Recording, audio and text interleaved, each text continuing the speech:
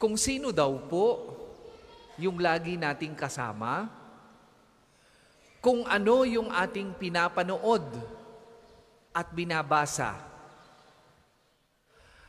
at kung ano ang lagi nating iniisip, yun ang nagpupush ng ating values. Ibig sabihin,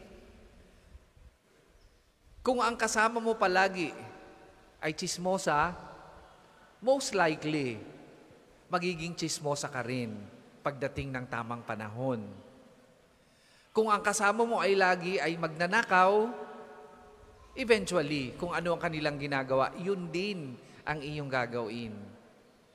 Kung napapaligiran ka ng mga taong nega, o yung palaging ang tingin sa buhay ay negatibo, reklamador, pula ng pula, walang nakitang maganda sa ibang tao, ganun din ikaw pagdating ng panahon.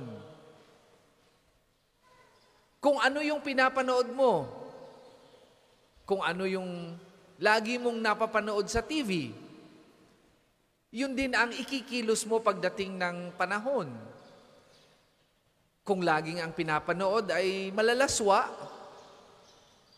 magiging malaswa ka din.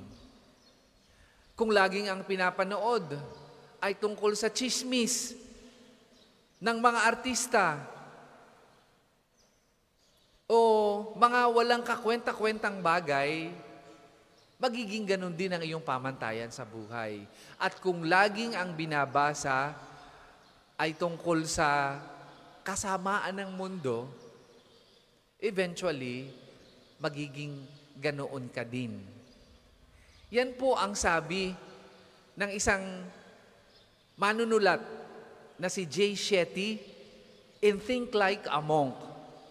Kaya napakahalaga daw na ini-examine natin ang ating values araw-araw.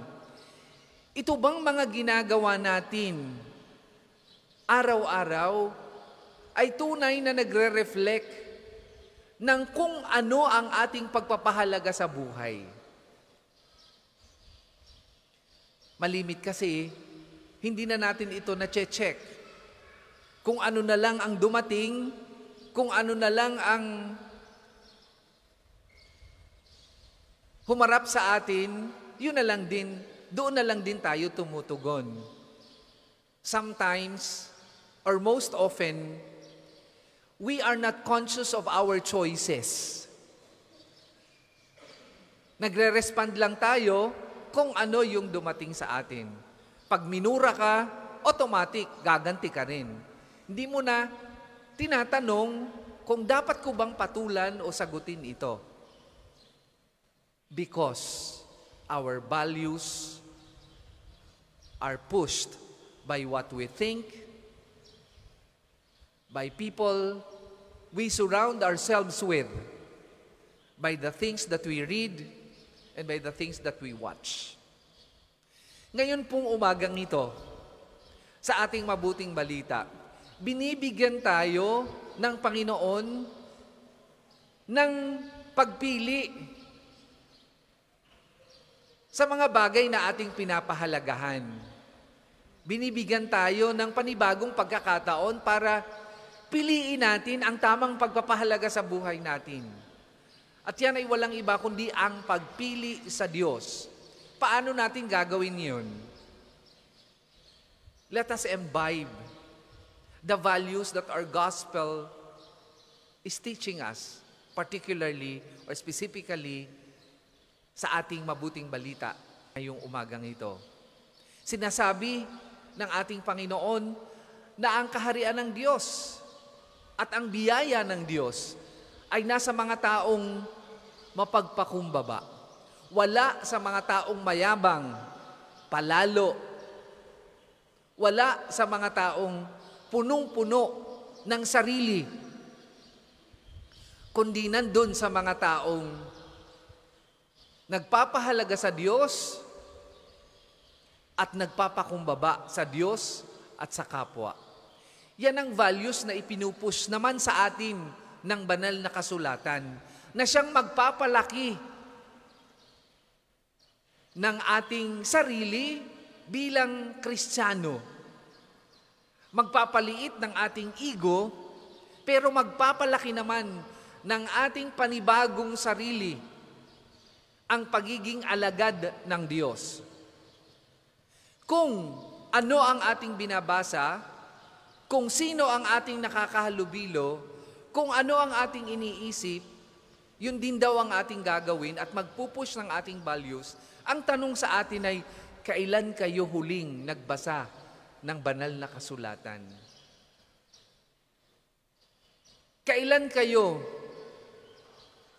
huling nakipag-usap sa mga taong puno ng magandang pagtingin ng buhay? Or do you surround yourselves with people whose outlook in life are very positive?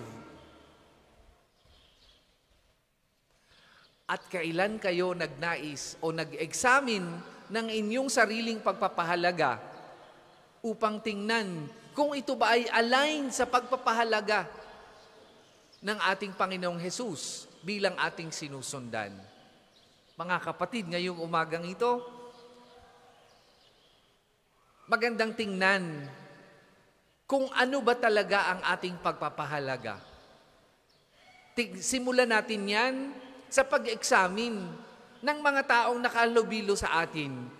Kung puro chismosa ang nakahalubilo sa atin, baka ganun din tayo.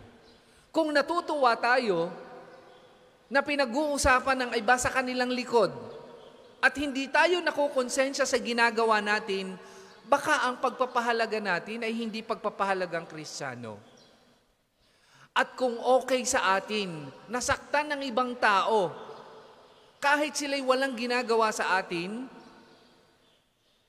baka ang ating pagpapahalaga ay hindi align sa pagpapahalaga bilang isang tunay na binyagan.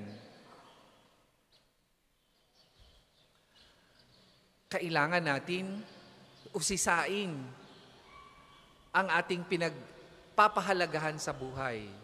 And let us make a conscious choice of always choosing Jesus at yung kanyang mga values na itinuturo sa atin upang lumaki at lumago ang ating identity bilang Kristiyano.